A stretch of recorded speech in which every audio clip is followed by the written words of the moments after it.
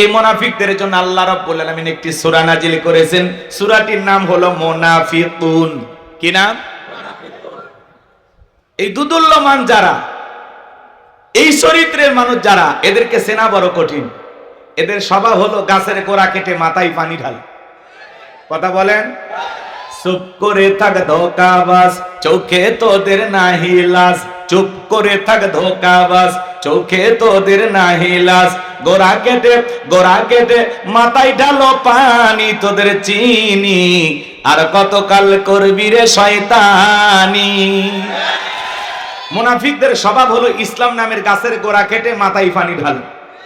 ওরা বলে আমরা কোরআনের সাথে আছি, ইসলামের সাথে আছি। কথা কয় না? কোরআনের মাহফিলের অনুমতি দেয়, আবার সন্ধ্যেবেলায় পুলিশ পাঠায় বন্ধ করতে। কথা বলেন ঠিক? দেখতে মুসলমানের মতো বলে আমরা সবসময় মানুষের ভালো চাই। রাতের আধারে নিজের হাতে মানুষকে হত্যা করে, আর সকালবেলা লাশের উপরে ফুলের মালা দিয়ে শোক প্রকাশ করে বলে বড় ভালো লোক ছিল। ভালো লোক ছিল তো মারলি কেন শয়তান? এজন্য মুনাফিক চেনা বড় কঠিন, ঘাপটি মেরে থাকে। কথা কন। রাসূলের পিছনে নামাজ পড়ে লোকটা যদি মুনাফিক হয়, আপনার আমার পিছনে নামাজ পড়ে তার সাথে বড়টা হবে। কথা বলে ঠিক কিনা? এজন্য মুনাফিক হইতে সাবধান। মনে রাখবেন, অমুসলিমের দ্বারা ইসলাম যতটা না ক্ষতিগ্রস্ত হয়, নামধারী মুনাফিক মার্কা মুসলমানের দ্বারা ইসলাম সবচেয়ে বেশি ক্ষতিগ্রস্ত হয়। কারণ লিবাস শুরুর থেকে বোঝা যায় না এটা মুসলমান নাকি বেঈমান, বোঝা যায় না।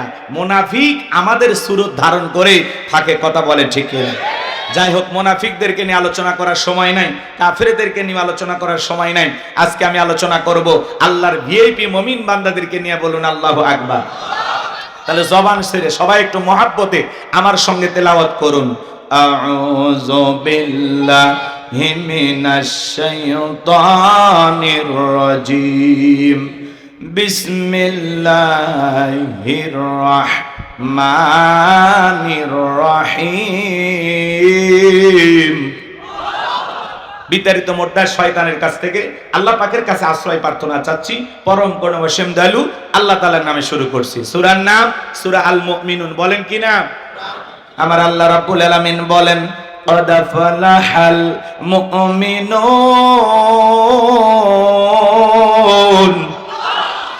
যে কোন আয়াত বা সূরা তাফসীর করতে হলে কোন প্রেক্ষাপটে কোন সময় আল্লাহ তাআলা সেই সূরাটি বা আয়াতটি নাজিল করেছেন, সেই নাজিলের প্রেক্ষাপট জানা দরকার আছে না নাই?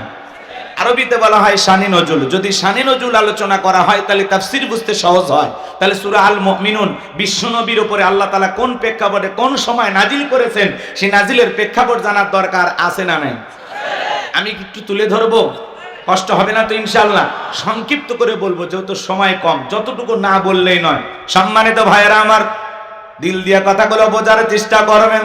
বিশ্বনবীর প্রিয় সাহাবী হযরত ওমর ফারুক ডেকে বলেন, আমি মৌমাছির গুনগুন আওয়াজ শুনলাম। ডানে তাকায় মৌমাছি নাই, বামে তাকায় মৌমাছি নাই। বিশ্বনবীর চেহারা মোবারকের দিকে তাকায় দেখি নবীজি ফিসফিস করে কি যেন তেলাওয়াত করতেছেন। হযরত ওমর ডেকে বলেন, আমার বোঝার বাকি রইল না, আসমান থেকে নবীজির উপরে কোরআনুল কারীম নাজিল হচ্ছে, আর বিশ্বনবী কোরআনুল কারীম রিসিভ করতে ব্যস্ত। বলুন সুবহানাল্লাহ। মৌমাছির গুনগুন আওয়াজ হইলে, বনবন আওয়াজ হইলে কোরআনুল কারীম নাজিল হয়। দপ্তরি ছুটির ঘন্টা এবারে মানে টন টন আওয়াজ হইলে কোরআনুল কারীম নাজিল হয়। নবীজি যখন ঘোড়ার উপরে থাকতেন, ওই সময় যদি কোরআনুল কারীম নাজিল হইতো, ওহির ভারে ঘোড়ার পা গুলো বালুর ভিতরে ডেবে যেত। বলেন আল্লাহু আকবার। নবীজি যখন উটের উপরে থাকতেন, ওই সময় যদি কোরআনুল কারীম নাজিল হইতো, ওই গিরবারে উটের মাথা জমিনের সঙ্গে লেগে যেত। এক সাহাবী রানের উপরে মাথা রেখে নবীজি আরাম ফরমাচ্ছেন, ওই সময় কোরআনুল কারীম নাজিল হলো। সাহাবী ডেকে বলেন, আমার কাছে মনে হয় আমার রানটা ফেটে যাবে, আমার কাছে মনে হয় আমার রানের উপরে পাহাড় চেপে ধরা হয়েছে। তাহলে বলেন তো বাজান, কোরআনুল কারীমের একটা আলাদা ওয়েট, আলাদা একটা ওজন আছে না নাই? জীবনের প্রথম ওহী রিসিভ করতে গিয়ে নবীজির শরীর মোবারকে জ্বর পর্যন্ত এসেছিল। 8টি পদ্ধতিতে নবীজির উপরে কোরআনুল কারীম নাজিল হইতো। দীর্ঘ 23 বছরে সেই কোরআনুল কারীম বিশ্বের উপরে, বিশ্ব নবীর উপরে নাজিল হয়েছে। বাজান গো, আমার দিল দিয়ে কথাগুলো বোঝার চেষ্টা করবেন। সেই কোরআন প্রত্যেকটা মুসলমানের ঘরে ঘরে আছে। এমনও মুসলমান এই জায়গায় বসে আছে 40-50 বছর বয়স হয়ে গেছে, আল্লাহর কোরআনটা কোনোদিন খুলেও দেখে নাই। এরকম কপাল পোড়াও আছে না? না। আল্লাহ কোরআনুল কারীম কেন পাঠিয়েছেন? কোরআনের ভিতরে আল্লাহ কি বলেছেন? মুসলমান হিসেবে আমাদের জানার দরকার আছে না নাই? পড়ার দরকার আছে না নাই? কোরআন পড়বেন তো ইনশাআল্লাহ। আল্লাহ যেন আমাদের সবাইকে কোরআন পড়নেওয়ালা মানুষ হিসাবে কবুল করে নেন। জোরে বলেন আমিন। লম্বা হবে, আমি লম্বা করব না। হযরত ওমর ফারুক ডেকে বলেন, নবীজির কুরআনুল কারীম রিসিভ করা শেষ হয়ে গেল। বিশ্ব নবী সাহাবায়ে কেরামদের দিকে মুখ ঘোরায় ডেকে বলেন, আমার সাহাবীরা, এই মাত্র আসমান থেকে জিবরাইল এসে আমার উপরে সূরা আল মুমিনুনের 10টি আয়াতে কারিমা নাযিল করে জানায় দিয়ে গেলেন, নবী গো, এই 10টি আয়াতের ভিতরে আল্লাহ রাব্বুল আলামিন তার আদরের মুমিন বান্দাদের জন্য 7টি কোয়ালিটি নিয়ে আলোচনা করেছেন, 7টি গুণাবলী নিয়ে আলোচনা করেছেন। কোন মুমিন যদি এই 7টি গুণে গুণান্বিত হতে পারে, 7টি গুণ দিয়ে তার জীবনটাকে সাজাইতে পারেন, আমার আল্লাহ রাব্বুল আলামিন বলেন, উলাইকা হুমুল ওয়ারিসুন আল্লাযীনা ইয়ারিসুনাল ফিরদাউস হুম ফিহা খালিদুন। আমার আল্লাহ রাব্বুল আলামিন বলেন, তারাই হবেন উত্তরাধিকারী জান্নাতুল ফেরদাউসের। সেখানে তারা চিরকাল বসবাস করবেন। আমার আল্লাহ কোনোদিন তাদেরকে জান্নাত থেকে বের করে দেবেন না। বলুন সুবহানাল্লাহ। ভাইরা আমার, দিল দিয়া কথাগুলো বোঝার চেষ্টা করবেন।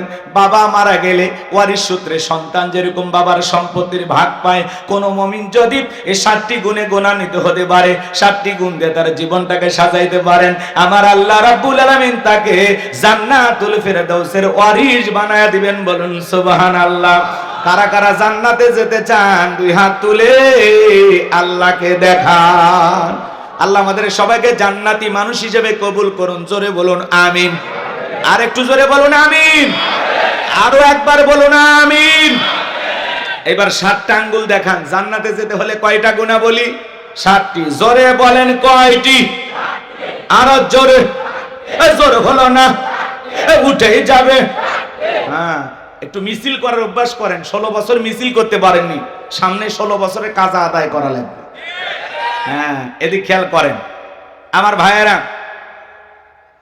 আল্লাহর কোন মুমিন বান্দা যদি 7টি গুণাবলী অর্জন করে কবরে যাইতে পারে, তার নামে জান্নাতুল ফেরদাউসের ভিতরে জায়গা বরাদ্দ থাকবে। সুবহানাল্লাহ বলবেন। কোন মানুষ যদি ঢাকা উত্তরাতে একটু জমি কিনতে পারে, কথা বলেন, ঢাকা গুলশানে যদি একটা বাড়ি বানাইতে পারে, কি আনন্দ। হ্যাঁ, আজকে আমি গোলাম রব্বানী যে আলোচনা করব, 1500 বছর আগে বিশ্ব নবীর মাধ্যমে আল্লাহ রাব্বুল আলামিন যে মেসেজ সূরা আল মুমিনুনে জানিয়ে দিয়েছেন, যদি আপনারা এই 7টা গুণাবলী নিজের জীবনে ধারণ করতে পারেন, এই 7টি গুণ দিয়ে নিজের জীবনটাকে সাজাইতে পারেন, জান্নাতুল ফেরদাউসের ভিতরে আপনার নামে জায়গা বরাদ্দ হয়ে যাবে। বলুন সুবহানাল্লাহ। তাহলে একটু শোনার দরকার আছে না নাই? হ্যাঁ, অনেকে বলে হুজুর এমন ওয়াজ করবেন যাতে জান্নাত আমরা ক্লিয়ার ভাবে পাই। আজকের আলোচনা ওইরকম, খালি 7টা গুণাবলীর কথা বলে দিয়ে যাব। এই 7টা গুণাবলী আমল করলে একেবারে জান্নাত ক্লিয়ার। কথা কয় না? আপনি জান্নাতে যান, এটাই তো আমার চাওয়া। আর কোনো চাওয়া আছে? কথা বলেন না কেন ভাই? আমরা সবাই যদি একই জান্নাতে থাকি, কি বলেন, মারামারি হবে? কোনো ঝামেলা হবে? জান্নাতে কোনো মারামারি আছে? জায়গা জমিনে দ্বন্দ্ব আছে? ওখানে কোনো সাদাবাজ আছে? টেন্ডারবাজ আছে? ওখানে কোন ধরনের বিশৃঙ্খলা আছে? যে যার মতো থাকবে, আরামাইশে থাকবে, কেউ কাউকে দেখে হিংসা করবে। ওখানে কোনো ঝামেলাই নাই, কোনো রাগারাগি নাই, কারো মেজাজ কখনো গরম হবে না। কিসের রাগারাগি? খালি শান্তি আর শান্তি, শান্তি আর শান্তি। সুবহানাল্লাহ বলেন। আল্লাহ আমাদের সবাইকে জান্নাতে যাওয়ার মতো নেক আমল করা তৌফিক দান করুন। চিল্লা বলেন আমিন। সম্মানিত ভাইরা আমার, নবীজি এইবার সাহাবায়ে কেরামদের সামনে তেলাওয়াত করে শুনিয়ে দিলেন। আমার আল্লাহ রাব্বুল আলামিন বলেন, قد فلح المؤمنون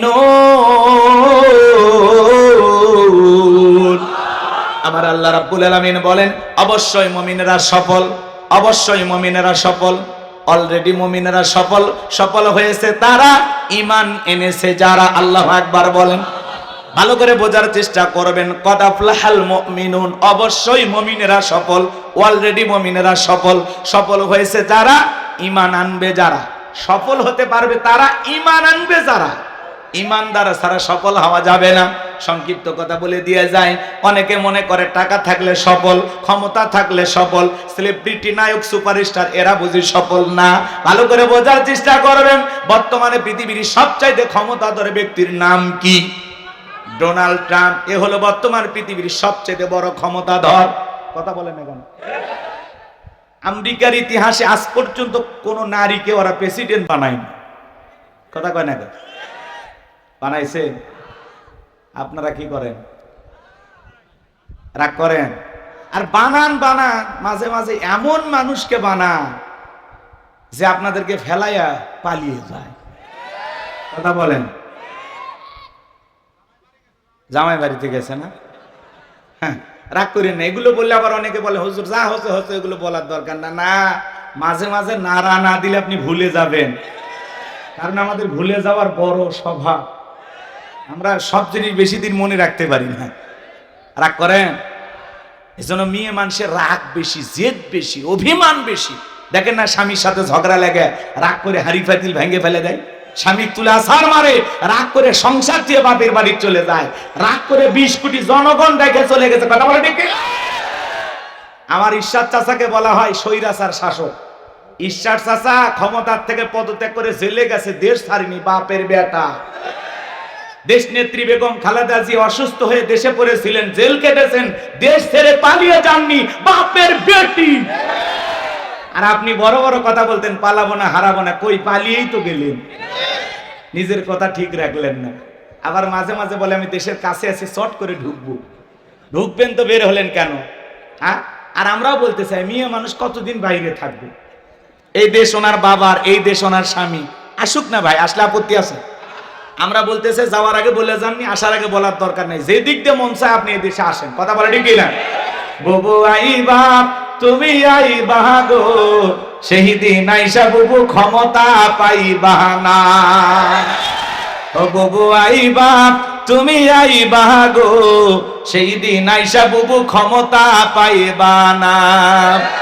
খোঁজনাই বহু কাদের কাকার, অবস্থা খারাপ করবে যে বাবার, হাও নাঙ্কেল এখন সামনেও আসে না। নেতা কর্মী সব জেলের ভিতর, আমি আসি ডরের ওপর, কখন জানি আসে গ্রেফতারি পরোয়ানা। বুবু আইবা তুমি আইবা গো, সেই দিন আইসা বুবু চিয়ার পাইবা না। ক্ষমতার চেয়ার থেকে নামা সহজ, কিন্তু ওই চেয়ারে ওঠা কঠিন। কথা বলে ঠিক কিনা? আগামীতে সিদ্ধান্ত নেব, যেই দলেরই হোক আমরা পুরুষ প্রধানমন্ত্রী চাই। যেই দলেরই হোক একটা পুরুষ নেতা কারা চান, হাত তুলে দেখান। লিল্লাহি তাকবীর। নারীদের দেখার দিন শেষ, আগামীতে পুরুষের বাংলাদেশ। আল্লাহ কবুল করেন। আমার ভাইয়েরা মন খারাপ করবেন না, আমি গুনাহগার, যে কথা বলতে চাচ্ছিলাম বাজান দিল দিয়ে কথাগুলো বোঝার চেষ্টা করবেন। বর্তমানে পৃথিবীর সবচাইতে ক্ষমতাধর ব্যক্তির নাম হলো ডোনাল্ড ট্রাম্প। আপনাদের এলাকায় একটা বাজার আছে, এই বাজারের নাম কি? নসেরে বাজার। মনে করেন এখানে আল্লাহর একজন বান্দা সবজি বিক্রি করে, তরি তরকারি বিক্রি করে, লোকটা ইমানদার। আজান দেওয়ার পরে আল্লাহর গোলাম যদি দোকানদারি বন্ধ করে মসজিদে গিয়ে নামাজ আদায় করে, বলেন তো বাজান পৃথিবীর বড় নেতা ডোনাল্ড ট্রাম্পের চাইতে এই সবজি বিক্রেতা ইমানদারের দাম কম না বেশি? তার মানে কি বুঝলেন? ইমান আছে যার, আল্লাহর কাছে দাম আছে তার। কথা বলেন ঠিক কিনা? পাশের দেশে নরেন্দ্র মোদী, এ যত বড়ই ক্ষমতাধর হোক না কেন, আমাদের দেশের একজন ভ্যান চালক, রিক্সা চালক, লোকটা যদি ইমানদার হয়, আজান দেওয়ার পরে মাথা নত করে যদি আল্লাহকে সিজদা দেয়, বলেন তো বাজান ভারতের দাদার চাইতে ওই রিক্সা চালক, ভ্যান চালক ইমানদারের দাম কম না বেশি? তার মানে কি বুঝলেন? ইমান আছে যার, আল্লাহর কাছে দাম আছে তার। কোন বেঈমানের দাম আল্লাহর কাছে নাই। বেঈমানেরা ক্ষমতার দাম্ভিকতায় দুনিয়াতে সফল হতে পারে, মরার পরে সবগুলো বেঈমানকে পিটাইয়া জাহান্নামে দিবেন তিনি কে? আর ইমানদাররা দুনিয়াতেও সফল, আখিরাতেও সফল। আল্লাহ তাআলা আমাদের ভিতরে ঈমান নামের সম্পদ দিয়েছে। টাকা না থাক, সম্পদ না থাক, ক্ষমতা না থাক, আমার ভিতরে ঈমান আছে, আল্লাহর কাছে দাম আছে। এই জীবনে যদি আল্লাহর কাছে দামি হতে পারি, আর কিছু চাওয়ার আছে? তাহলে আমি বলবো ঈমান এনেছে যারা, আপনারা বলবেন সফল হয়েছে তারা। বলবেন ঈমান এনেছে যারা, ঈমান এনেছে যারা। আল্লাহর কাছে দামি বান্দা কারা? ঈমানদার বান্দা যারা। ঈমান আছে, আল্লাহর কাছে দাম আছে। ঈমান নাই, আচ্ছা বলেন তো, পাসপোর্ট ছাড়া বিদেশে যাওয়া যায়? বিদেশে যেতে গেলে কি লাগে? পাসপোর্ট লাগে না? তো ঈমান হলো জান্নাতে যাওয়ার পাসপোর্ট। সুবহানাল্লাহ কম। ঈমান আছে, জান্নাতের ভিসা লাগবেই। কথা কয় না? জান্নাতের ভিসা লাগবেই ইনশাআল্লাহ। কিন্তু কোন বেঈমানের জন্য জান্নাতের ভিসা লাগবে? সবগুলো কই যাবে? জাহান্নামে। এই জন্য বলতেছি, ক্ষমতা থাকলেই সফল হওয়া যায় না, টাকা থাকলেই সফল হওয়া যায় না, নায়ক, সুপারস্টার, ফুটবল, ক্রিকেটার এগুলো হলেই সফল হওয়া যায় না। আল্লাহর কাছে সফল হতে পারবে তারা ঈমান আনবে যারা। হোক না সে রিক্সা চালক, হোক না ফকির, হোক না মিসকিন, হোক না সাদা, হোক না কালো, হোক না ধনী, হোক না গরিব, ঈমান আছে, আল্লাহর কাছে দাম আছে। তাহলে আমরা সবাই ঈমানদার তো ইনশাআল্লাহ। এইজন্য আল্লাহ রাব্বুল আলামিন বলেন কদ আফলাহাল মুমিনুন, অবশ্যই মুমিনেরা সফল, অলরেডি মুমিনেরা সফল। ভালো করে বোঝার চেষ্টা করবেন। ঈমান আনার পরে আল্লাহ রাব্বুল আলামিন আপনাকে আমাকে যে দায়িত্ব দিলেন, গভীর মনোযোগ দিয়ে কথাগুলো শুনে যাবেন। ছোট্ট একটা প্রশ্ন আপনাদেরকে করি। একজন অমুসলিম জোহরের নামাজের পূর্বে ঈমান গ্রহণ করেছে, ওই ব্যক্তির উপরে জোহরের সালাত আদায় করা কি? মাশাআল্লাহ, চমৎকার শ্রোতা। গাজীপুরের মানুষ তো খুব চালাক। শ্রোতারা যদি চালাক হয়, ওয়াজ করে শান্তি পাওয়া যায়। কইতে কলিকাতা বুঝে নাই, কথা বলেন ঠিক কিনা? তাহলে ঈমান আনার পরেই মুমিন জীবনের সবচেয়ে গুরুত্বপূর্ণ ইবাদতের নাম হলো নামাজ। জোরে বলেন কি? আল্লাহ পাক যখন মুমিনদের 7টি গুণাবলী, 7টি কোয়ালিটি নিয়ে আলোচনা শুরু করলেন, 1 নাম্বার আল্লাহ তাআলা সালাত দিয়ে শুরু করেছেন। বলেন আল্লাহু আকবার। যুবক যারা আছো, নিরাশ হয় না। তোমরা যুবক, আমিও যুবক, তোমাদের মনের দুঃখটাকে আমি বুঝি। তোমাদের জন্য স্পেশাল আলোচনা মাথার মেমোরিতে সেভ করা আছে, সময় মতো ডাউনলোড দিয়ে শোনায় দেবো ইনশাআল্লাহ। মা বোন যারা ওয়াজ শুনতেছেন, মা আপনারা একেবারে নিরাশ হবেন না, আপনাদের জন্য স্পেশাল কিছু আলোচনা হবে ইনশাআল্লাহ। কষ্ট হচ্ছে? তাহলে একটু সময় দেওয়া দরকার আছে না নাই? যুবকদের জন্য স্পেশাল কিছু আলোচনা হবে। মুমিন বান্দার 4 নাম্বার গুণাবলীতে যা খালি যুবকদের ওয়াজ। কার ওয়াজ? ইনশাআল্লাহ। একটু অপেক্ষা করেন বাজান গো আমার, গভীর মনোযোগ দিয়ে কথাগুলো শুনে যান। তাহলে মুমিন বান্দার 1 নাম্বার গুণাবলী, আল্লাহ রাব্বুল আলামিন বলেন আল্লাযীনা হুম ফি সালাতিহিম খাশিউন।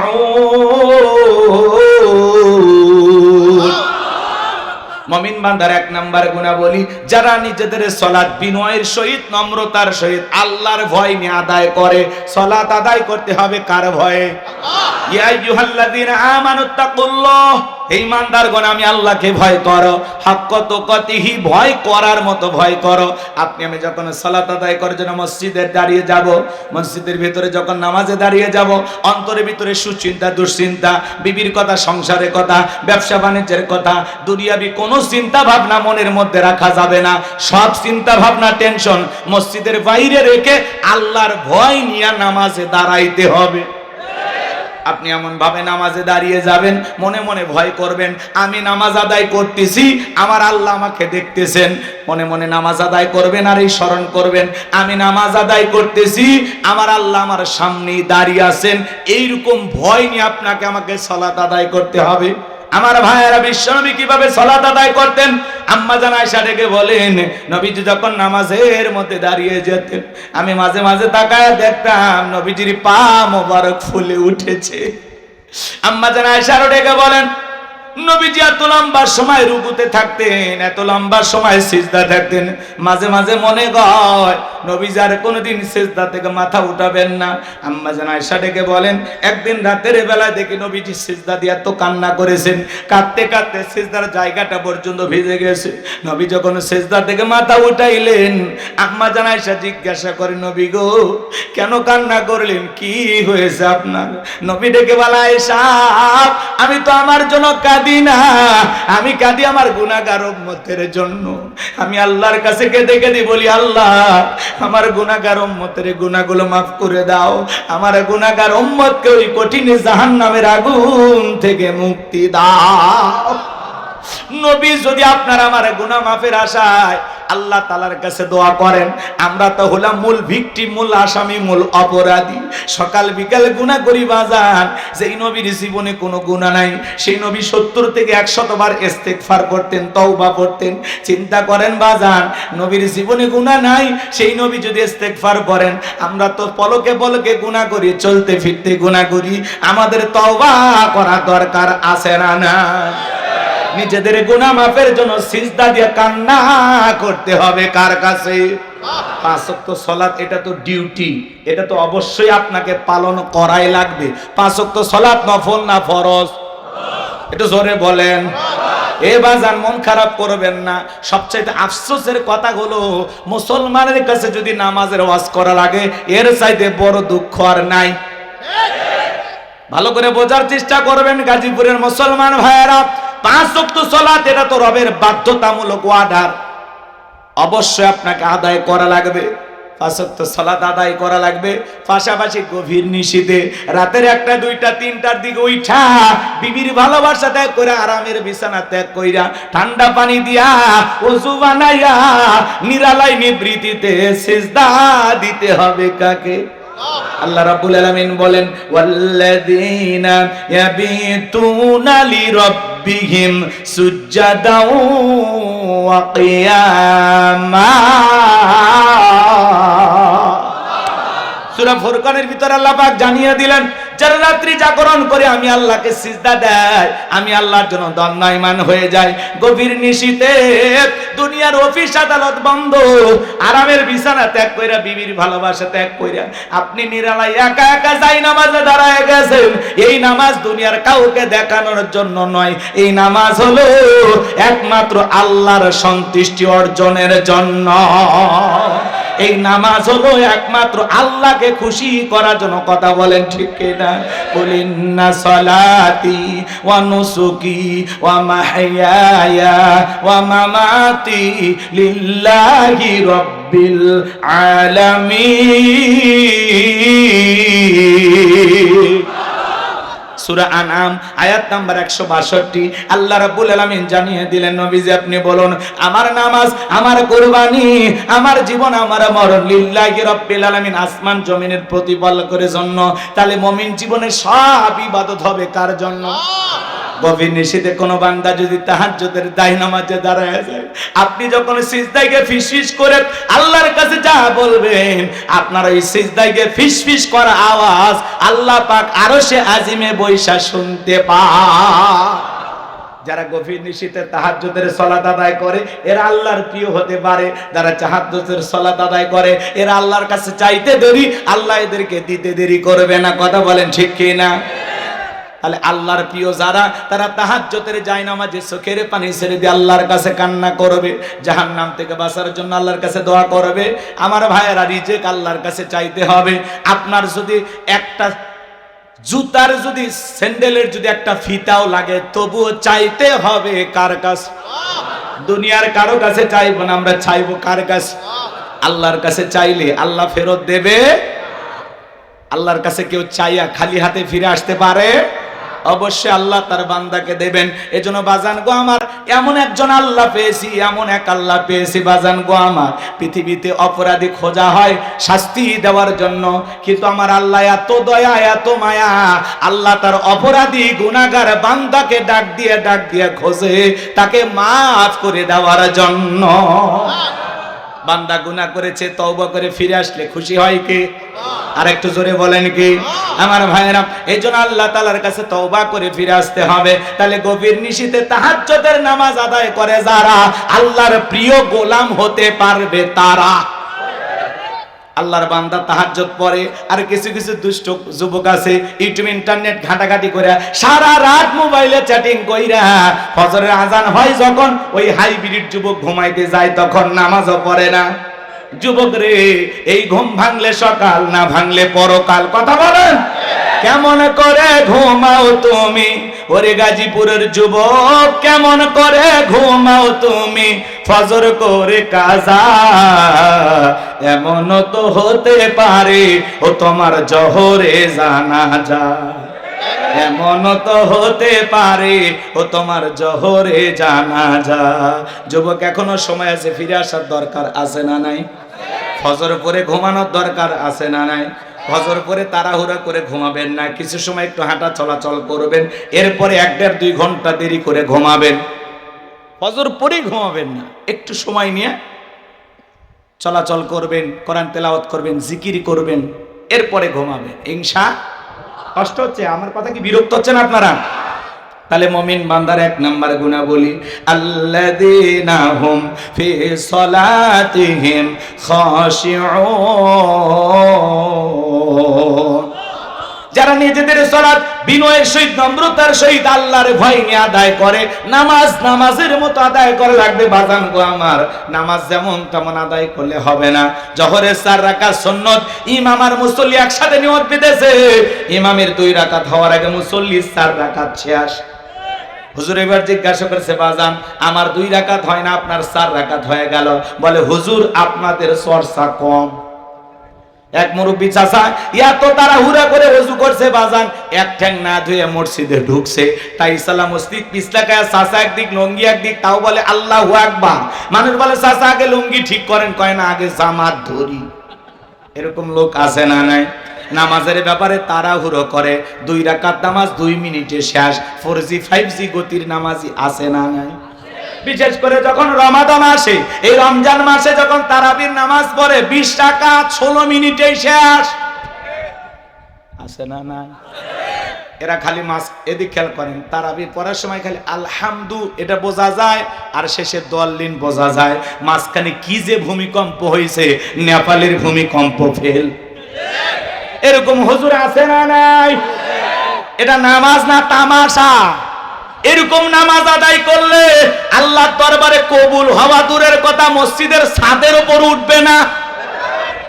নামাজ না তামাশা করলে হবে না। নামাজ পড়া লাগবে কিভাবে? ধীরস্থির ভাবে। কিভাবে নামাজ আদায় করবেন? আপনি জোহরে নামাজ আদায় করতেছেন, ভালো করে বোঝার চেষ্টা করবেন।